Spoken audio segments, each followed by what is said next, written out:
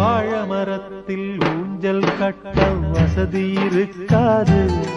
நீ தோல பார்த்து மாடு குடிச்சா தொழிலுக்காகாது. புழுவுக்கு ஆசைப்பட்டு